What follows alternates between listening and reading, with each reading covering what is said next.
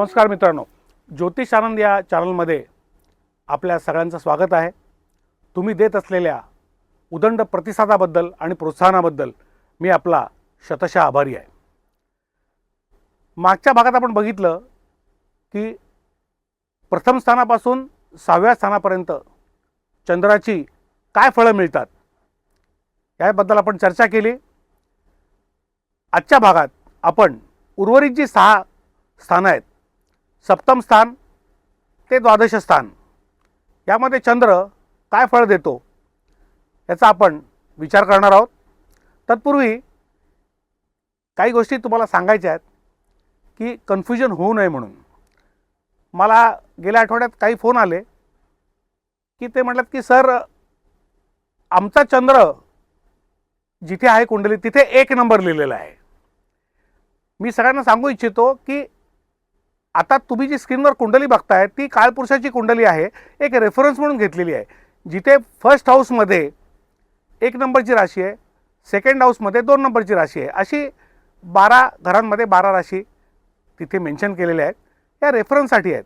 तुमच्या कुंडलीमध्ये फर्स्ट हाऊसमध्ये कुठलीही रास येऊ शकते, 1 ते 12 मधली, 5 नंबरची येऊ शकते, 6 नंबरची येऊ शकते। त्यामुळे गोंधळून जायचं नाही आहे। मी राशीगत फलं सांगत नाही आहे।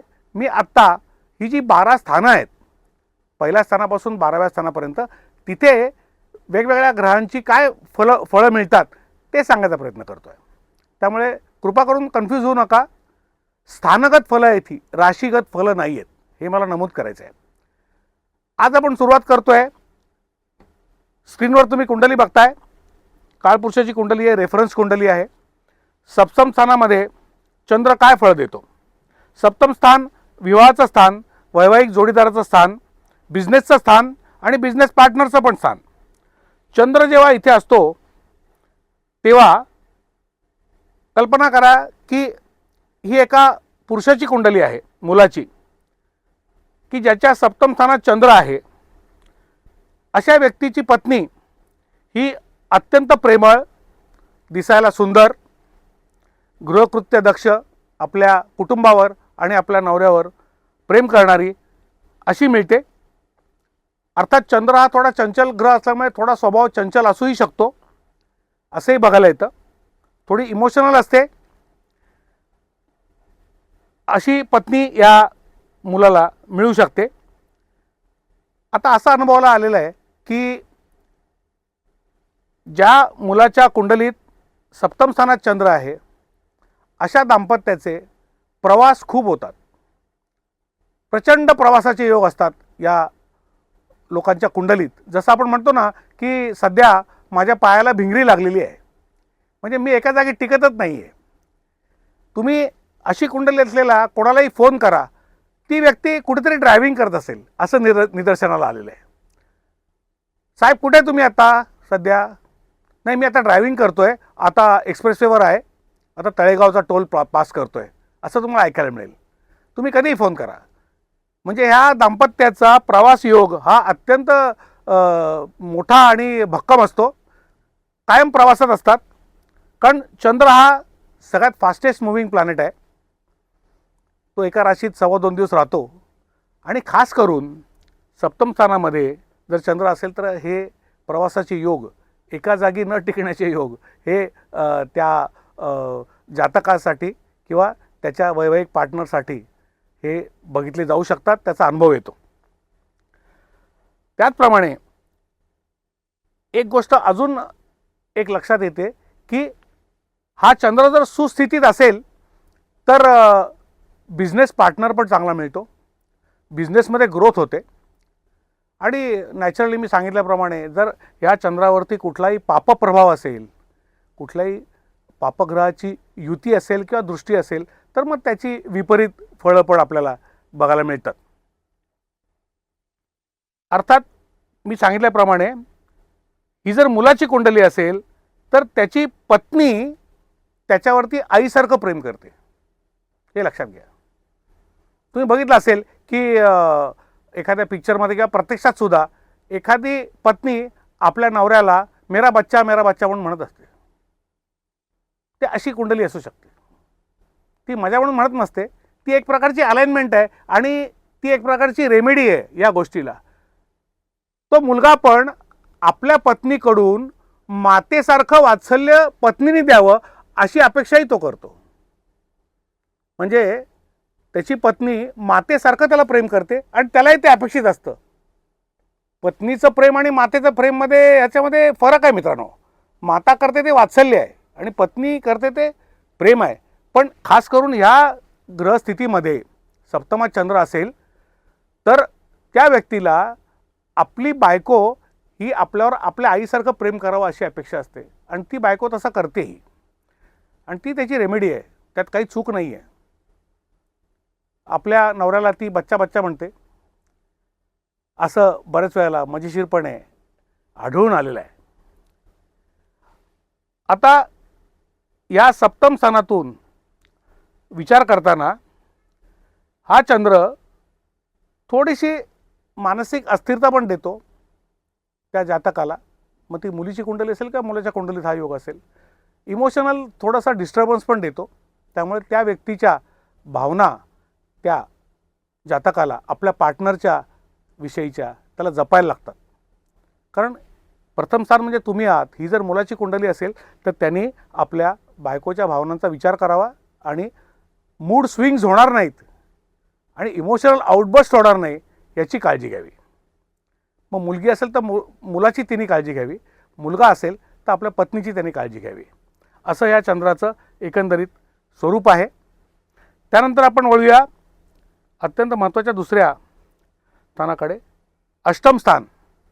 अष्टम स्थानातला चंद्र हे स्थान मुळात अत्यंत गूढ आणि ऑकल्ट विद्येचं स्थान आहे. अतिशय गुप्त स्थान. सगळ्यात मोठं गुपित मी मागे म्हटल्याप्रमाणे आयुष्यात कुठलं आहे तर त्याचं नाव मृत्यू आहे. आणि मृत्यू या गुपिताचं डिकोड करणारं शास्त्र म्हणजे ज्योतिषशास्त्र आहे. त्याला आपण कालनिर्णय म्हणतो. कुठल्याही गोष्टीचा डीप रिसर्च, ग्रासरूट रिसर्च करणं आणि ती वृत्ती असणं हे या इथल्या चंद्राचं वैशिष्ट्य असतं. हे अत्यंत ऑकल्ट आणि तंत्रमंत्रविद्या, ज्योतिषशास्त्र पण इकडनं येतं. रिसर्चची लोकं इकडनं बघितली जातात. आणि चंद्र जर सुस्थितीत असेल इकडे, म्हणजे फॉर एक्झाम्पल आता इथे वृश्चिक रास आहे, ही चंद्राची नीच रास आहे, उच्च रास नाही आहे. जर इथे वृषभ रास असेल किंवा चंद्राची स्वतःची कर्क रास असेल तर अशी माणसं मनकवडी असतात. समोरच्याच्या मनात काय चाललं आहे हे त्या व्यक्तीला पटकन कळतं. तिथे कुठलाही ज्योतिषशास्त्राचा उपयोग होत नाही. अशा लोकांना ही इंट्युशनल पॉवर असते, अंतर्ज्ञान असतं. आणि सगळ्यात महत्त्वाची गोष्ट म्हणजे भविष्यात होणाऱ्या घटनांची चाहूल या मंडळींना सगळ्यांच्या आधी लागते. म्हणजे ज्याला आपण द्रष्टा म्हणतो. एखादी व्यक्ती द्रष्टा आहे. मागे जी मंडळी आता 50 किंवा 55च्या पुढची आहेत त्यांना माहिती असेल की पूर्वी black and white T V असताना दिलीप कोलटकरांची एक सिरियल लागायची. त्या सिरियलचं नाव होतं द्रष्टा. तो थोडा वेडसर माणूस असतो पण तो जे बोलतो ते काही दिवसांनी प्रत्यक्षात उतरतं. मग चांगलं बोललं तर चांगलं होतं, वाईट बोललं तर वाईट होतं. म्हणजे शुभ बोल नाऱ्या तर नाऱ्या म्हणतो मांडवाला आग लागली असा टाईपचा तो एक वेडसर इसम प्रख्यात अभिनेते दिलीप कोलटकर यांनी तो साकारला होता अभिनय आणि भूमिका द्रष्टा नावाची. तर त्या द्रष्टा मालिकेची मला आठवण झाली. खूप गाजली होती ती मालिका. की अशा लोकांना भास होणार म्हणणार नाही, त्यांना अंतर्ज्ञान असतं की जसं आपण म्हणतो ना की पहाटे पडलेली स्वप्न खरी होतात. पण जनरली सकाळी उठल्यानंतर ती स्वप्न काय आहेत ती माणसाला लक्षात राहत नाहीत, ती विस्मृतीत जातात. हा एक देवाने दिलेला आशीर्वाद आहे. पण पहाटेची पडलेली ब्रह्ममुहूर्तावर पडलेली स्वप्न ही खरी असतात. असा एक स्वप्नशास्त्र हा एक मुळात वेगळा विषय आहे. पण अष्टम स्थानातला चंद्र, सुस्थितीतला चंद्र हा तुम्हाला ही इंट्युशनल ऑकल्ट पॉवर देतो. फक्त इथलं एक जे ॲट्रिब्यूट म्हणतो जे चांगलं नाही, चंद्र हा माता असल्यामुळे मातेशी संबंध ताणतो. अष्टम स्थान हे तुम्हाला मागे सांगितल्याप्रमाणे त्रिक स्थान आहे. 6वं, 8वं आणि 12वं ही स्थानं चांगली मानली जात नाहीत. तर तिथे जर चंद्र असला आणि सुस्थितीत जरी असला तरी मातेबरोबर संबंध चांगले राहत नाहीत, वादविवाद होतात, हे अनुभवाला आलेलं आहे. तर असा हा 8व्या स्थानातला चंद्र शोध घेण्याकरता, रिसर्च करण्याकरता अतिशय चांगला आहे. पण त्याचबरोबर मातेशी संबंध जास्ती ताणले जाणार नाही, इथे ही काळजी घ्यायला लागते. अर्थात त्याचा अजून एक चांगला ॲट्रिब्यूट म्हणजे ही तुमच्या वैवाहिक जोडीदाराचं कुटुंब आहे. सप्तमातून हे दुसरं स्थान आहे मित्रांनो, त्यामुळे ही तुमची सासूरवाडी झाली. आणि इथेच सुस्थितीतला चंद्र ही तुमची सासूरवाडी ही अत्यंत समृद्ध, सुप्रसिद्ध आणि संस्कारक्षम आहे हे दाखवतो. त्याचप्रमाणे मागे सांगितल्याप्रमाणे 8वं स्थान जरी शास्त्राने खराब मानलं असलं तरी ते विवाहाच्या बाबतीत सौभाग्य स्थान आहे. म्हणजे तुमचं मॅरिटल लाईफ हे किती सक्सेसफुल आहे, किती वर्ष तुमचं मॅरिटल लाईफ यशस्वी होणार आहे. आपण बघतो की बरीचशी जोडपी जे आपले वाडवडील आजी आजोबा आहेत ते आपल्या लग्नाचा 50वा 60वा वाढदिवस साजरा करतात. त्यांच्या सगळ्यांच्या कुंडलीमध्ये 8वं स्थान हे अत्यंत चांगलं बळकट असतं, बलवान असतं. हे सौभाग्य स्थान आहे, कारण तुमच्या पार्टनरचं कुटुंबस्थान आहे, तुमची सासूरवाडी आहे. तर असं हे 8व्या स्थानाचं संक्षिप्त विवरण मला द्यावंसं वाटलं. त्यानंतर आपण येऊया भाग्यस्थानाकडे, अर्थात 9व्या स्थानाकडे. नवपंचम त्रिकोणातलं अत्यंत महत्त्वाचं स्थान भाग्यस्थान, ज्याला आपण डेस्टिनी म्हणतो. अतिशय ऑस्पिशियस असं हे स्थान, जिथे मूळ काळपुरुषाची गुरु महाराजांची रास येते, धनु. तिथे चंद्र असल्यानंतर हे आपल्या वडिलांचं स्थान आहे आणि आपले जे गुरुजन आहेत त्यांचं स्थान आहे. तर इथे असलेला चंद्र हा जास्ती करून वडिलांबद्दल किंवा आपल्या गुरुजनांबद्दल विलक्षण आदर दाखवतो. त्यांचा सपोर्ट ह्या व्यक्तींना मिळतो, गुरुजनांचा, वडीलधाऱ्या मंडळींचा, आणि त्यातून त्यांचा भाग्योदय होतो. आणि हे 9वं स्थान हे धर्माचं स्थान आहे आणि मोठ्या प्रवासाचं स्थान आहे. छोटे प्रवास नाही, छोटे प्रवास आपण बघितले 3ऱ्या स्थानापासून. तिथून बरोबर 7वं स्थान जे आहे हे मोठ्या प्रवासाचं स्थान आहे. आणि खास करून चंद्र जर इथे सुस्थितीत असेल, म्हणजे परत सांगितल्याप्रमाणे की त्याच्यावर कुठल्याही पापग्रहांची दृष्टी नसेल, तो उच्चीचा म्हणजे वृषभ राशीचा असेल किंवा स्वराशीत कर्क राशीचा असेल, तर अशा व्यक्तींचे धार्मिक प्रवास हे मोठ्या लांब पल्ल्याचे धार्मिक प्रवास ही मंडळी वारंवार करतात. धर्मासाठी कार्यरत असतात.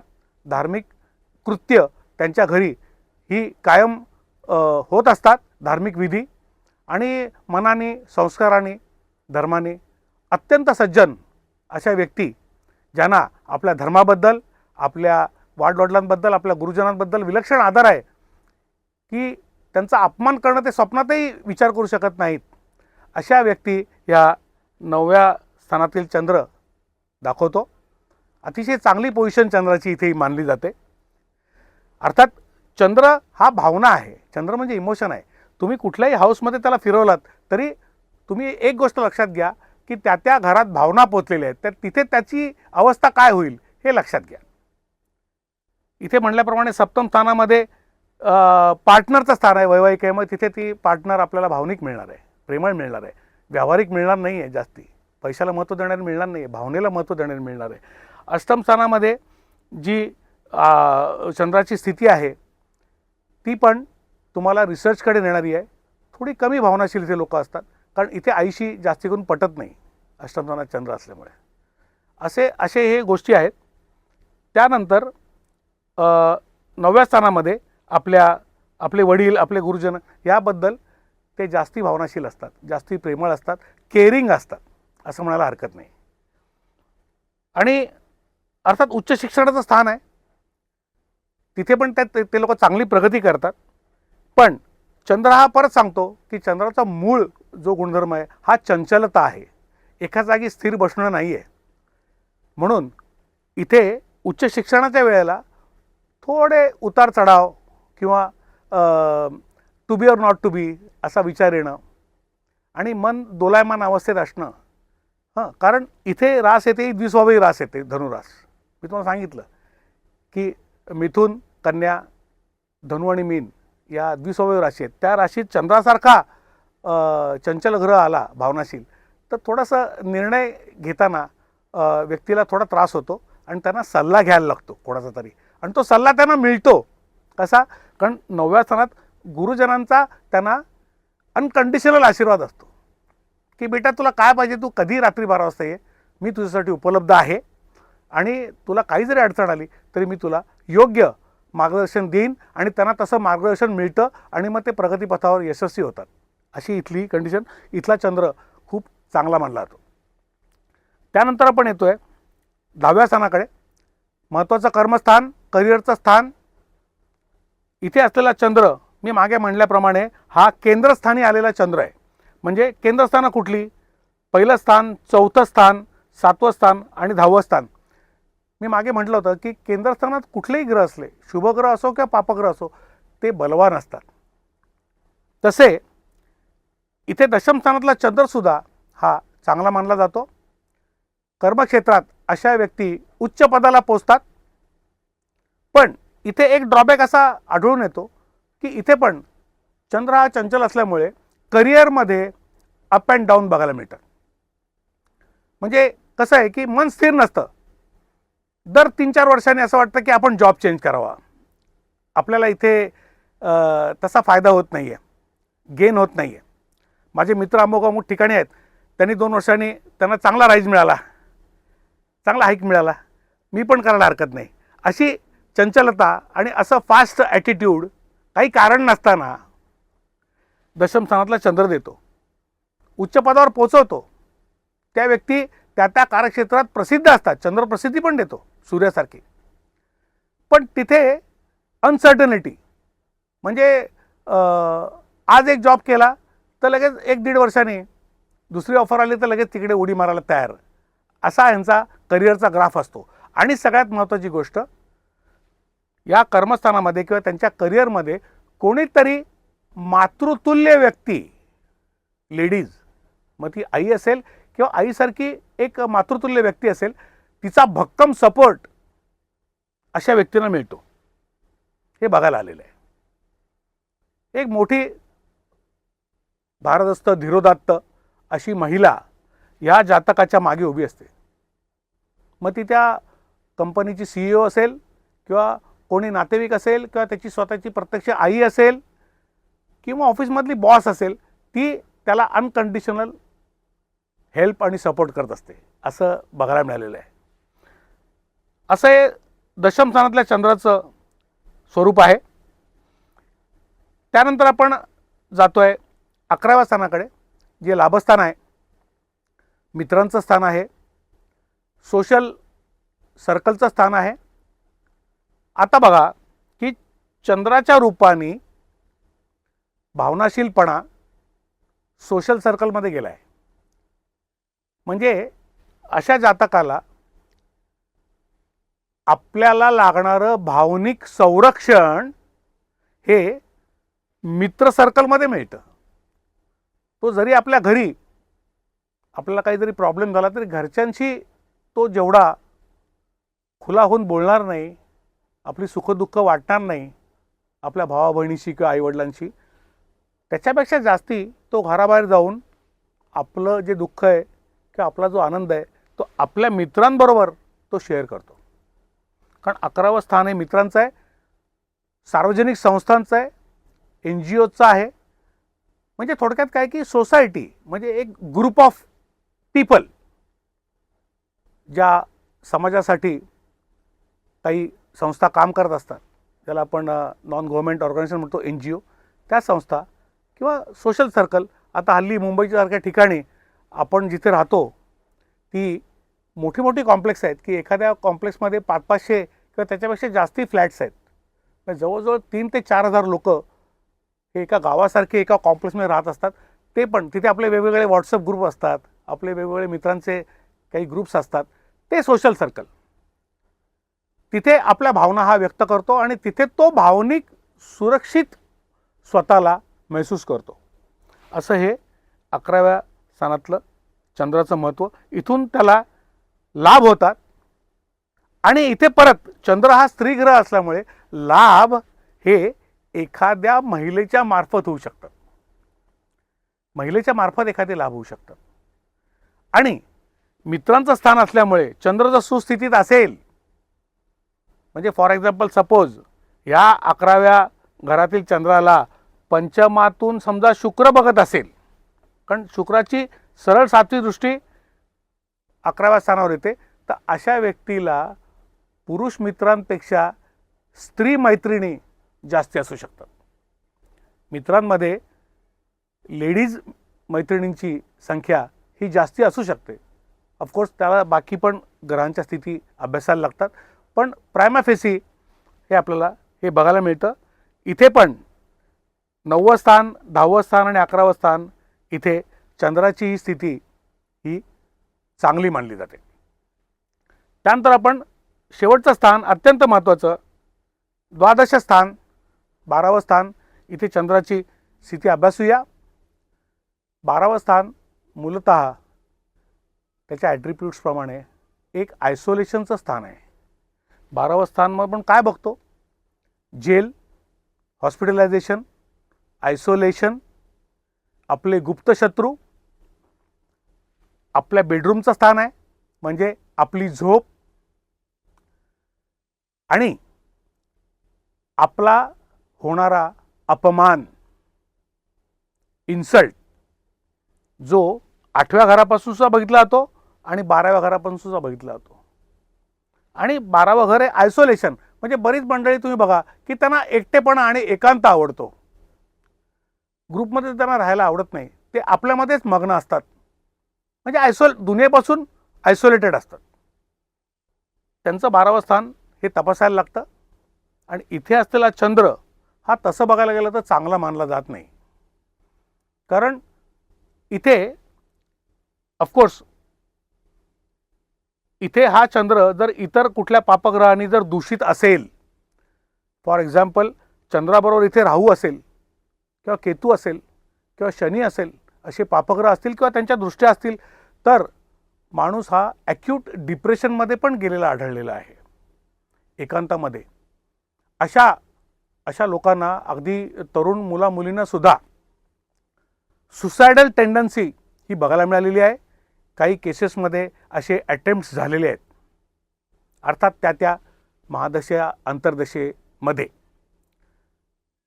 आणि 12वं घर हे बेडरूमचं असल्यामुळे इन्सोमनियासारखा अत्यंत घातक असा निद्रानाशाचा विकार हा प्रामुख्याने चंद्र जर 12व्या घरात असेल तर हा 100% बघायला मिळतो. अशा माणसांना झोपेचा विकार असतो. 24/7 ही मंडळी व्हॉट्सअपवर आजच्या जमान्यात ही जागी असतात. आमच्या मित्रांमध्ये काही लोक आहेत की कधीही रात्री तुम्ही व्हॉट्सअप चालू करा, ते ऑनलाईन काहीतरी टायपिंग करत असतात. हा एक विकार आहे की जो तुमच्या मेंदूला झोपू देत नाही आहे आणि it can prove very deadly as far as your health is concern, mental health is concern. तर असा चंद्र हा मेडिटेशन पण देतो, एकाग्र करतो. म्हणजे तुम्हाला समजा अध्यात्माकडे जायचं आहे किंवा एखादा मंत्र सिद्ध करायचा आहे, तर त्या सिद्धीबद्दल मी म्हणतोय की ज्यांचा चंद्र 12व्या घरात असतो ना, अशी लोक छान मेडिटेशन करू शकतात. फक्त तो सुस्थितीत असला पाहिजे. जर दुस्थितीत असेल तर त्यांच्या मनामध्ये डिप्रेशनसारखे निगेटिव्ह विचार येतात, निद्रानाशाचा विकार जडतो आणि मग कधीकधी आत्मघातकी विचार पण मनात येऊ शकतात. अर्थात नुसता चंद्र जर इथे असेल तर असा अनुभवाला आलेला आहे की ही मंडळी कधीकधी इमोशनलेस सुद्धा असतात. म्हणजे त्यांच्यात भावना नसते, ती इतके प्रॅक्टिकल असतात की त्यांच्यामध्ये म्हणजे कुठल्याही प्रकारची ममता, भावना, इमोशन नाहीच आहेत. अतिशय कोरडी, ज्यांच्या मनामध्ये प्रेमाचा, हृदयामध्ये लवलेश नाही आहे, अशी मंडळी मला बघायला मिळालेली आहेत. टोटली प्रॅक्टिकल असा अप्रोच असणारी मंडळी असतात. पण हा चंद्र इथे तसा बघायला गेलं तर शास्त्रामध्ये चांगला मानला जात नाही. अर्थात त्याच्यावरती समजा काही म्हणजे त्याला एक्सेप्शन्स आहेत. ह्याच्यावरती जर गुरुची दृष्टी असेल, ह्याच्याबरोबर कुठला शुक्रासारखा जर ग्रह असेल, कारण शुक्र 12व्या घरात चांगला मानला जातो, आपण नंतर बघणार आहोत शुक्राची स्थानगत फलं बघताना, तर त्याचे वाईट परिणाम बऱ्याच अंशी हे न्यूट्रलाइज होऊ शकतात. असा हा चंद्र आणि असं हे घर, अत्यंत महत्त्वाचं घर, अशा माणसांनी इथे सेवा जरी दिली, हा सेवेचं पण घर आहे, दानधर्माचं घर आहे. हां, मी मागे म्हटल्याप्रमाणे योग साधनेचं पण घर आहे, चॅरिटीचं घर आहे. इथे जर तुम्ही जर चंद्राला तिथे तसं यूज केलं, कारण मागे म्हटल्याप्रमाणे मित्रांनो लक्षात घ्या की प्लॅनेट काय म्हणतं की तुम्ही मला यूज करा, नाहीतर मी माझ्या कॅपॅसिटीप्रमाणे तुम्हाला यूज करीन, मग मला दोष देऊ नका, असं प्रत्येक घरही म्हणतं आणि प्रत्येक प्लॅनेटही म्हणतं.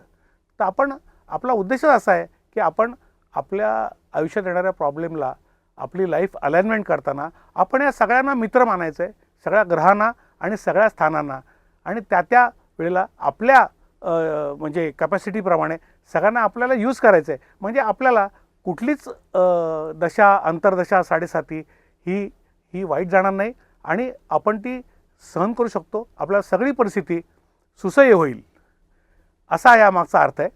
त्यामुळे कोणी चांगलंही नाही, कोणी वाईटही नाही. आपल्याला वाईटाला चांगलं करून घ्यायचं आहे, आनंद द्यायचा आहे, आनंद घ्यायचा आहे. असाच देत राहूया आणि आनंद घेत राहूया. कसा वाटला आजचा एपिसोड मला सांगा. मुळात चंद्र हा फार मोठा विषय आहे. प्रत्येक ग्रह हा अतिशय मोठा संशोधनाचा विषय असतो. मी संक्षिप्त करून तुम्हाला इंटरेस्ट यावा आणि सोपा वाटावा आणि आपापल्या कुंडलीत तो पडताळून पाहता यावा सोप्या पद्धतीने, हा माझा प्रयत्न आहे. बघा, आवडला तर शेअर करा, लाईक करा, कॉमेंट करा आणि आमच्या ज्योतिषानंद या चॅनलला सबस्क्राईब करा. भेटूया पुढच्या आठवड्यात नवीन ग्रह घेऊन.